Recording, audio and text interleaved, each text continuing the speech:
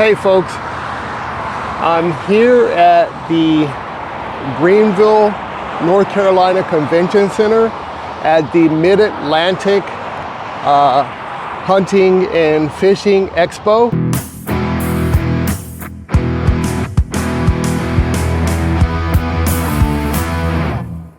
This is one of the smaller expos, and I like going to the smaller expos because you can often find vendors that have products that you may not find in the big box stores. A lot of times it's small vendors who are just getting their business off the ground. So I always find it fun to come to these vendors or come to these types of expos. Let's go inside and see what's here.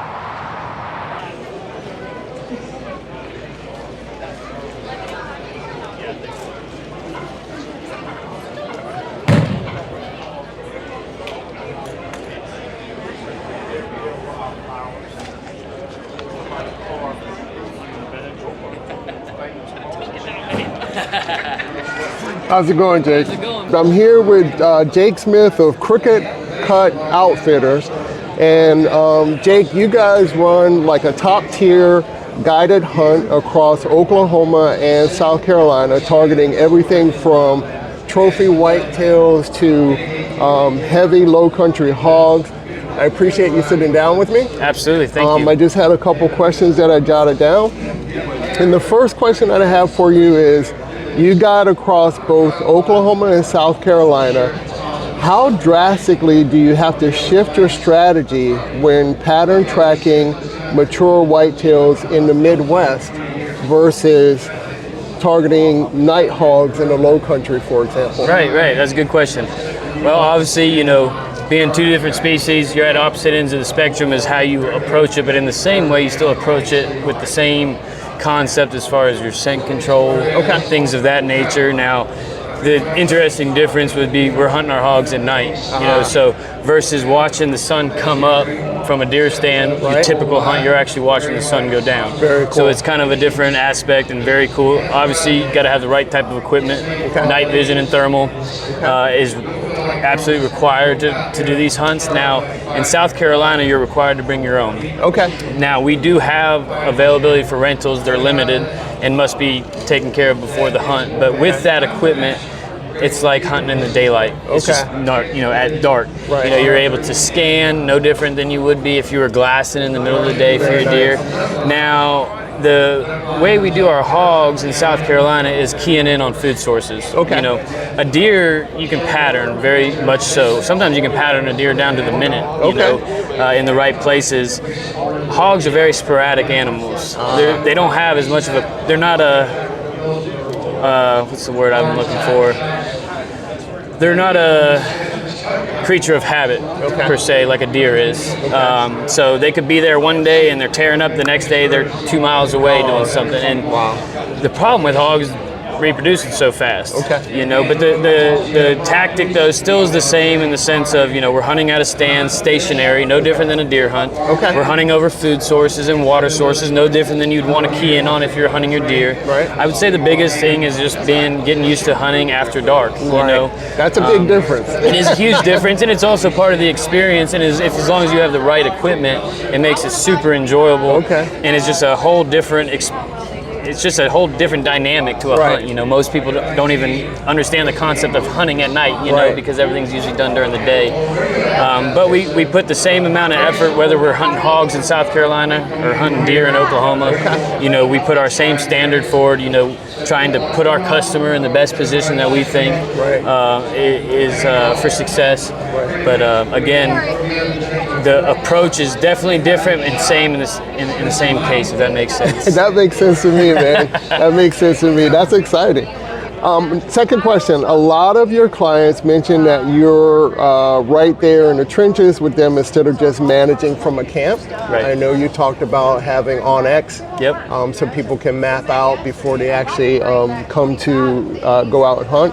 What's the most rewarding part of being on site for every single harvest for you? Well, you know, when I got into the outfitting business, certainly, you know, we want to make a living, but at the same time, you know, I care about it. And I care about not just my business, I care about the people that make my business, which is my clients, you know. So that is probably the most rewarding thing, is when I bring clients in and we do have success in a free range environment, and we're able to make that dream come true, whether it be their biggest buck they've ever killed, or if maybe they've never hog hunted before and they get that opportunity to kill a hog. You know, it is that right there is what keeps me going. You know, when I walk out, I was very blessed from a young age. I've got to hunt private land. I was very fortunate and had access to things that I understand now that not everybody did. And so when I get to almost repay that back to somebody and share those moments that I got to share at a young age with my father and different things, it comes back full circle for me. And it definitely, I know that I'm in the right place doing the right thing. Those moments are reassurance every time that I walk up on a harvest with a client. And it's also, I want them to know that, you know, yes, even though it's business and there's money involved, that their money is being well spent. You know, I'm not collecting money and then I'm off. You're gone. I'm gone because there's places like that, you know, where they collect the money, they're there, and then they're gone.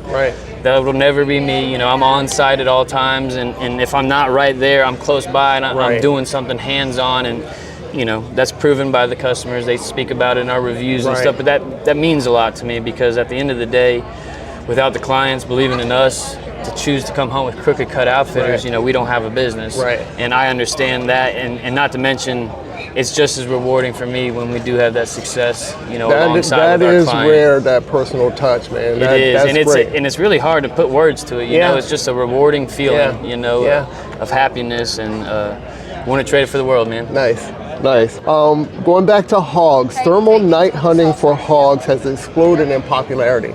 Actually, it's one of the things that I want to do in the near future. We might be able to make that happen. All right. So for a hunter who's only ever sat in a deer stand during daylight, what's the biggest shock to the system the first time they head out in the pitch black with thermal optics?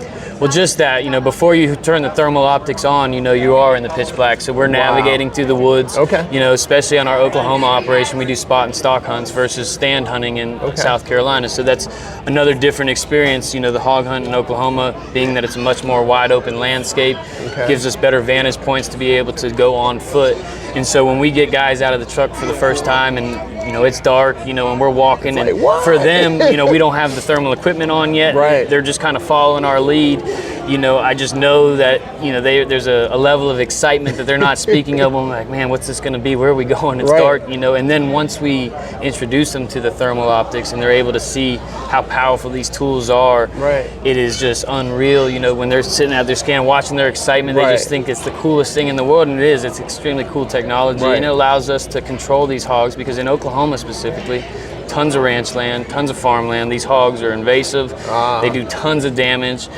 We've had packs as big as 150 in one wheat field alone. And the amount of damage that pack can do in one night is devastating to these farmers. So not only great experience for the hunter at dark and all that, you're actually serving these ranchers and farmers a service to them too. So it really helps out everybody involved. And plus you get to bring meat back. It's just it's a great all the way around good hunt to do, especially for guys. I would say for guys that don't have a lot of experience hunting, hog hunting is a great way to get your foot into the hunting. It's a good intro, really. It really is, because opportunity rate typically is higher if you're in the right place. You know, and just there's not as much pressure involved. You know, if you booger off some hogs here, we're just going to go somewhere else. Versus, you know, you got this big buck, and if you mess up, you know, there's just a lot of pressure. You know, so it's a great way for people that don't have much hunting experience to get their foot in the door. I always encourage them, hey, you know, come do a hog hunt with me. See if this is something you like, and from there it builds. Very cool. I have two more for you. What's one piece of terrain management on private land preparation you do at Crooked Cut that you think every landowners overlook the most? Yeah, that's a good question too. You know, obviously every piece of land and everywhere is different, and has their own set of problems depending on where you're at. Water would be one thing that I would key in on. You know, some places, I feel like water is overlooked. People will put feeders out before they think about a water source.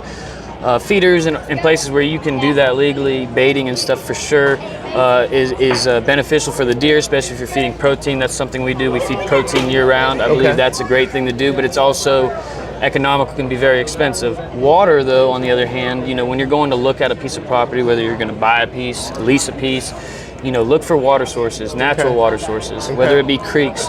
Look to see if are these water sources dry at any point of the year, or is there constant water?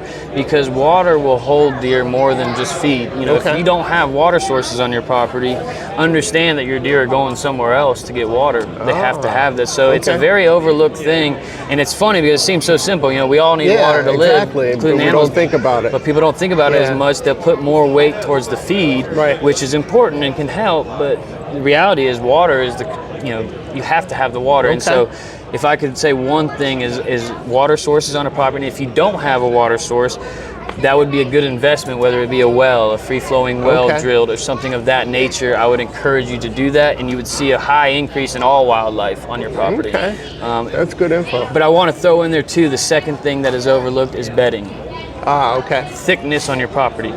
Sometimes what looks pretty isn't beneficial for your deer as far as living there. You know, because I've been in places where, you know, aesthetically very pleasing.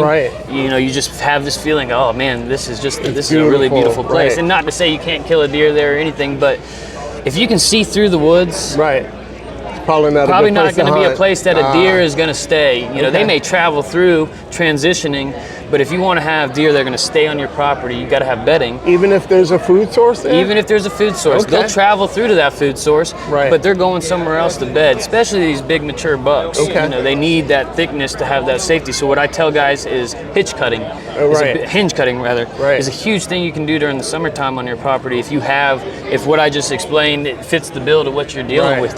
Go in there and hinge cut in the summer a line, and what that does for your cover come summertime, you know, you'll notice that you'll just have a lot more resident deer staying there. So that would be the number 2 thing that I would look at. Yep. All right. Gave you a little more than you asked for. No, I appreciate that. Any info is good info. So I appreciate your time once again. Here's the last question that I have for you. So looking back at all the hunters who've come through your camp, what separates the guys who consistently punch their tags from the guys who go home empty-handed? That's another really, really good question. The guys who punch their tag versus the guys who don't punch their tag are the guys that maximize the amount of time they have with me in the stand hunting. You know, we do provide a beautiful lodge and good food, and when it's cold or bad weather, it's super easy to slip out and just get back to camp during the middle of the day. But the guys that come there and truly, you know, we have guys that'll hunt daylight to dark. And that can be tough, you know, because sometimes we're dealing with hot weather, bad weather, you know, animal movement can be slow. But the guys that stick it out and put the time in usually always punch a tag. And it's not to say that that's what you have to do. You can, you know, you might get lucky in the first 10 minutes of your hunt, the guy tags out. That happens too. But if you looked at the whole on the average of the guys who are consistently punching every year versus some guys that may not, that would be the biggest takeaway for me is guys that are breaking their hunt up. You know, we're dropping them off in the morning. We go pick them up late morning. They come back. They hang out for a couple hours. We go back in the afternoon. Go out again. That's that many more trips in and out of the woods, and it just creates a little bit more traffic in these areas. And when you're hunting a big mature deer, that can be the difference of him daylighting in front of you. You know, and so that would be the biggest thing is guys putting in the time when they're there, and also listening to the guides. You know, that's the biggest thing is you got to have a little faith and a little bit of trust in us if you decide to come and hunt with us, that we know what we're doing. And we spend, it's not that these guys, everybody that hunts with us is hunters, and they and listen, we'll bounce ideas if they see something that we don't see out there, but overall we know these places, and if you just listen and listen to us and take our advice on things, you know, typically, you know, it'll lead to your success sometimes. But the biggest thing is time, man. Guys that put the time in, that's the number one thing. That's going to increase your success rate. Absolutely. And it's simple, you know, just more time you're there, the higher your odds are, you know? I have a buddy that always says you can't kill them from the couch. He's like, just get out there, right? That's right, man. And I appreciate one of the things you mentioned in our earlier conversation around you have set stands, but you encourage people to bring their own mobile setup so that if you want to move around, you allow them to move around on the property as well. Right. So we offer two different types of styles of hunts. We do a DIY whitetail hunt, which is what you're referring to, and then we do what we call our premium guided hunt, which is where we're in kind of discretion and control of where we're putting you, why we're putting you there, and all of those things. But then the DIY hunt, like you said, it allows the hunter that wants to be in control of their hunt during their time, as far as discretion of when they're getting out there, what wind they're going to hunt, where they're going to hunt based on the wind. Right. Now all those variables are in your hands as the hunter to make your ethical decision on where you should go. Okay. And we're there to guide you. And yes, there's prearranged stands that are in high quality spots, but absolutely, guys, with saddles, mobile stand setups for these DIY hunts, you can truly maximize these farms. And if you put the time in, you know, very high odds of taking a really good, mature Midwest whitetail. Yeah, and that's awesome. That's the biggest thing, though, is just the difference of the DIY versus the premium. Some guys enjoy the premium where they just show up and we kind of take care of everything for them, but then some guys like to have that control of their hunt. Okay. And I can understand that too, and that's why we do the DIY. Very cool. Very cool. Well, I appreciate the time again, Jake. Is there anything finally you want to share with the audience before we close out? I just want to thank you, man, for doing this. I appreciate you, man. I enjoyed meeting you. I enjoyed talking to you. I appreciate it, and would love to get you on a hog hunt if that's something you're looking to do. I think that'll happen. And maybe we get these guys from Ohio that you were talking about, and get them out there and check it out for a deer hunt. Absolutely. And see what happens. Absolutely. All right. Thanks again for your time. Man. All right. Appreciate it.